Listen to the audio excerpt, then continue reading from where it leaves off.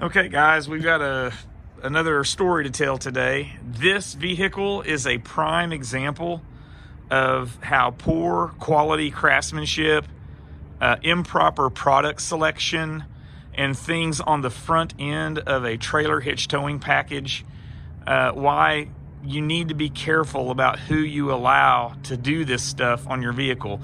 This is a 2014 Nissan Murano SL. The customer had this done at a U-Haul dealership, which is, I mean, I know that all U-Haul dealerships are different, but some of them are, I wouldn't let them touch my car.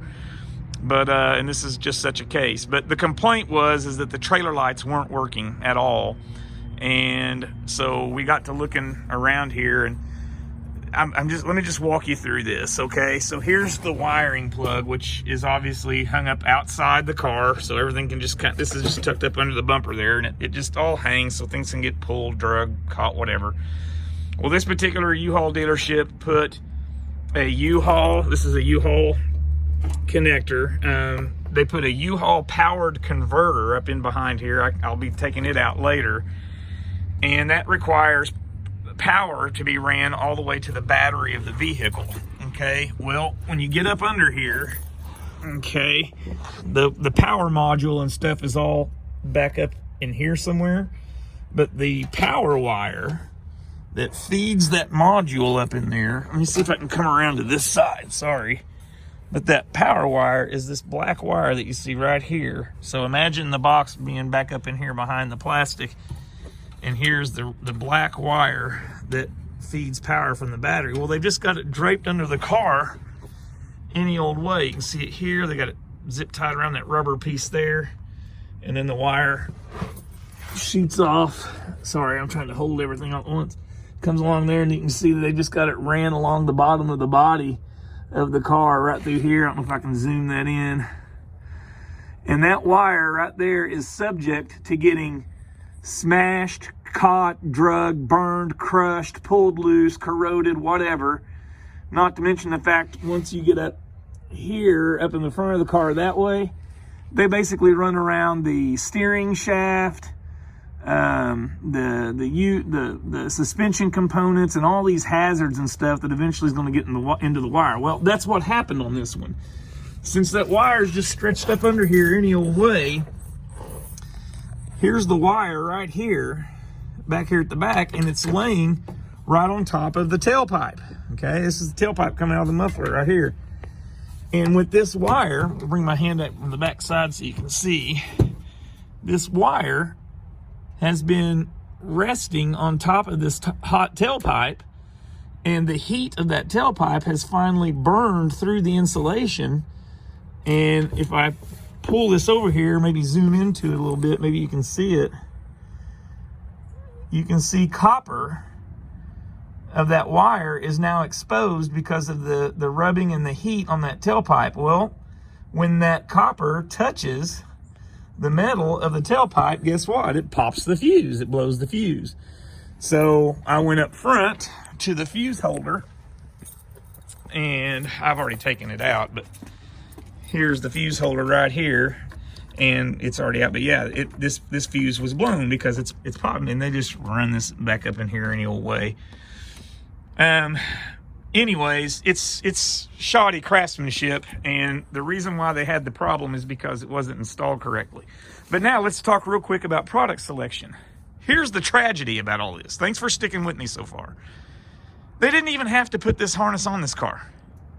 You don't have to run a power wire to the front. You don't have to take the lights out of the car. By the way, they broke the lights when they took these out originally, because I went to pry them out today to pull their little quick clips off of here and get all the old wiring and crap off the car, only to find that when we popped the lights out of these snap pieces, this broke out, and it where it was at has got super glue on it. So they broke it the first time, super glued it all together, and then of course when I went to pop it out, it just broke along the super glue lines. But anyways, the lights don't even have to come out of the car. You don't have to run a power wire to the front. If you select the proper product for this vehicle, here's the power module that gets its power from the front. But if you look here on this black wire here, sorry, I'm trying to do this all with just one hand.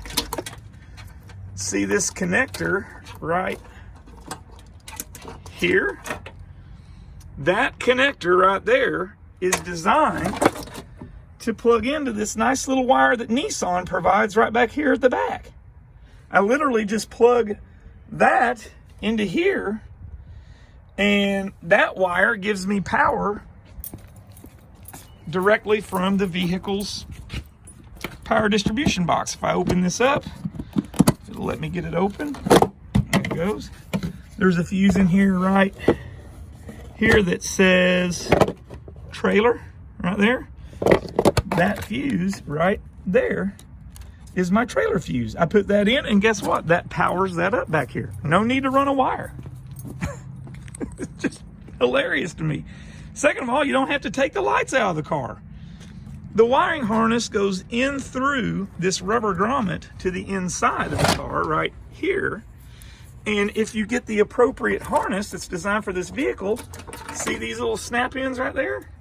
There and there? It's designed so all I have to do, now you have to take the interior panels of the car apart, but that's not that big of a deal. But this unsnaps. See if I can do it with one hand here, probably not. Yeah, right there, that unsnaps. And then these two guys here snap into either half of that, and voila, you got your connection. The wires stay inside the car, out of the weather, out of the elements. You don't have to take the lights out. You don't have to run a power wire. You don't have a wire harness dangling out here on the back. You can just leave it in the back under the floor coverings. And when you're time to use the trailer, just pull it out, plug it in, and off you go. When you're not using it, roll it up, throw it inside under the floor. Nothing outside in the weather and the elements, nothing to be unsightly or ugly at the back. The lights don't ever have to come out the car. You don't have to run a power wire.